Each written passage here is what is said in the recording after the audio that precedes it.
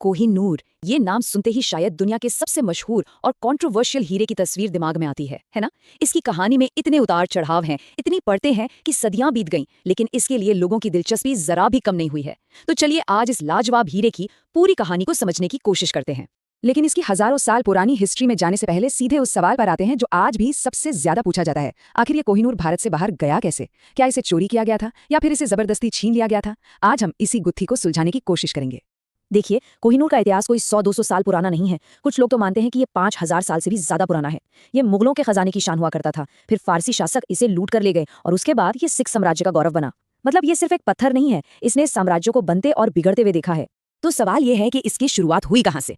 ज्यादातर हिस्टोरियंस मानते हैं कि ये भारत की मशहूर गोलकुंडा की खदानों से निकला था।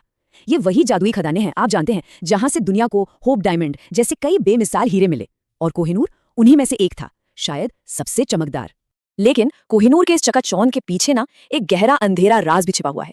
एक बहुत ही रहस्यमयी अभिशाप, एक श्राप की कहानी जो आज भी लोगों में एक सिहरन पैदा कर देती है। कहते हैं कि ये हीरा जिसके पास जाता है उसके लिए सिर्फ अच्छी किस्मत नहीं बल्कि बुरी किस्मत भी लेकर आता है।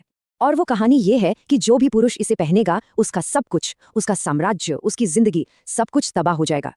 शायद यही वजह है कि इतिहास में जितने भी राजाओं के पास ये हीरा रहा, उनका अंत ज्यादातर अच्छा नहीं हुआ। और कमाल की बात तो ये है कि ब्रिटिश रॉयल फैमिली में भी इसे पहनने की हिम्मत सिर्फ रानियों ने की है, किसी राजा ने नहीं।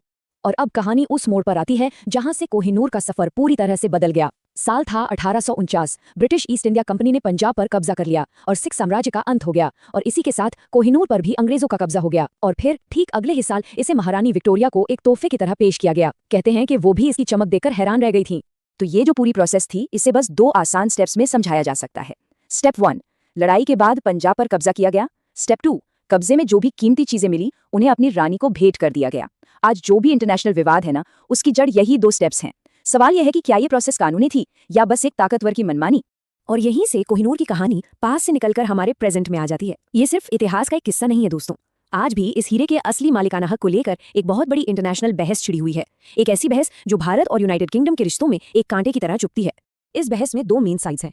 एक तरफ भारत में बहुत से लोग ये मजबूती से मानते हैं कि कोहिनूर को गलत तरीके से ले जाया गया था और ये देश की विरासत का हिस्सा है, इसलिए इसे लौटाया जाना चाहिए। वहीं दूसरी तरफ यूनाइटेड किंगडम का ऑफिशियल स्टैंड कुछ और है। उनका कहना है कि ये हीरा उन्हें एक संधि के तहत कानूनी तौर पर मिला था और अब ये उनकी रॉयल संपत्ति है। तो आज की तारीख में कोहिनूर सिर्फ एक बेशकीमती हीरा नहीं है। भारत के लिए ये अपने शानदार अतीत और उन औपनिवेशिक जख्मों का प्रतीक है, और ब्रिटेन के लिए ये उनके शाही इतिहास और ताकत की निशानी। मतलब ये हीरा अपने रहस्यमय अतीत और आज के पॉलिटिकल टेंशन के बीच फंसा हुआ है।